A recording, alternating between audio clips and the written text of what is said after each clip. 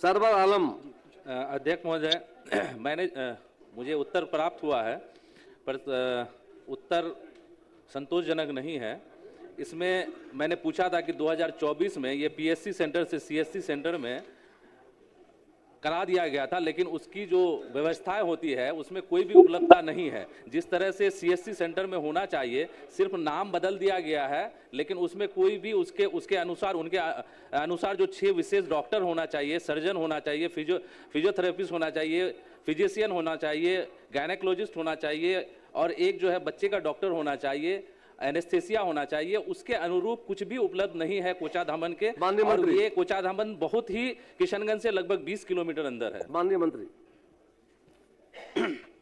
माननीय सदस्य जो बता रहे हैं उसमें एक जानकारी के लिए कि 7 निश्चय 3 जो है उसमें 7 निश्चय 3 का सामुदायिक स्वास्थ्य केंद्र को विशिष्ट चिकित्सा केंद्र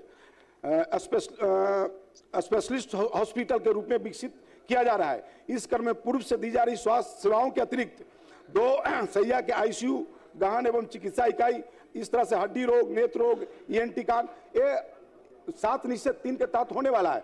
इसलिए माननीय सदस्य का जो प्रश्न है वो प्रश्न का यही जवाब है, और जो मैंने आपको दिया है वह कोई कोचाधाम वस्तु स्थिति है कि कोचाधामन प्रखंड प्राथमिक स्वास्थ्य केंद्र को 30 सैया के सामुदायिक स्वास्थ्य केंद्र के रूप में उत्क्रमित कर नए भवन का निर्माण कराया गया है।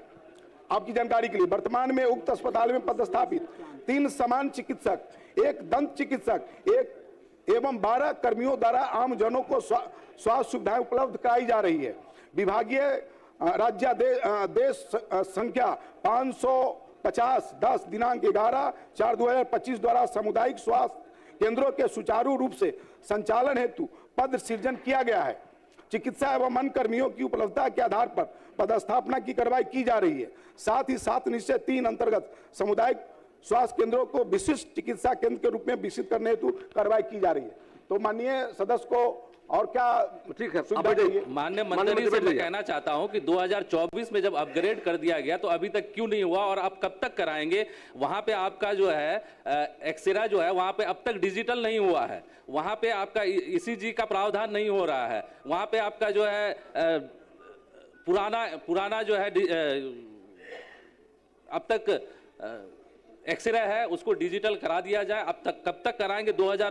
आपने कहा है कि इसको अपग्रेड कराया जाएगा 7 निश्चय 2025-30 में, लेकिन जब ये 2024 में हो गया है तो इसको कब तक करा देंगे? वो बहुत ही इंटीरियर इलाका है जिससे लोगों की आए दिन मौतें हो रही है। उधर अगर कहीं घटना हो जाए, कोई एक्सीडेंट हो जाए तो वहाँ के लोग किशनगंज तक नहीं पहुंच पाते हैं, और सबसे अलग गायनेकोलॉजिस्ट को लेकर के वहाँ दिक्कतें हो रही है। टेक्नीशियन की आवश्यकता पड़ती है, डॉक्टर की आवश्यकता पड़ती है, और जो वर्तमान सरकार है, इस वर्तमान सरकार में जो नए मेडिकल कॉलेज खुले, आपके समय में 6 ही मेडिकल कॉलेज थे, उससे इतने बड़े बिहार में। माननीय मंत्री एक मिनट सुनिए, अब आपके जमाने में आपके राज्य में इतने स्वास्थ्य केंद्र नहीं थे। आज ये सरकार का देन है, सरकार का। महोदय, मैं कहना चाहता हूं कि मैं ये नहीं कह रहा कि सरकार काम नहीं कर रही है। सरकार जो सरकार का जो वादा है, जितना बिहार सरकार का जो वादा है मैं उससे सहमत हूं। सरकार जो काम कर रही है उसके लिए कोई दिक्कत नहीं है, लेकिन स्वास्थ्य सुविधा में महोदय मैं कह रहा हूं कि स्वास्थ्य सुविधा जो है उसको सुधारने की बात माननीय मुख्यमंत्री ने कहा है। मैं माननीय मुख्यमंत्री की बातों को, उनका सुझाव जो आया है उसको दिखवा लीजिए, दिखवा करके जल्द से पूरा करवाइए। विषय तो नहीं है, आप अनुमति प्लीज, बिना अनुमति के मत बोलिए। बैठिए, इस बात को प्रोसीडिंग में नहीं ली जाएगी। आप बैठिए, उनका सवाल है, आप पहले बैठिए, अब बैठिए ना, पहले अनुमति दिया हमने है, आपको हमने अनुमति नहीं दिया है। अभी फर्दर उनका पूरक 2 हुआ है। माननीय मंत्री महोदय, आप बता दीजिए कब तक हो जाएगा? माननीय मंत्री से मैं गुजारिश करना चाहता हूं कि डिजिटल एक्सरे और सारी व्यवस्था अल्ट्रासाउंड की व्यवस्था कर दी जाए।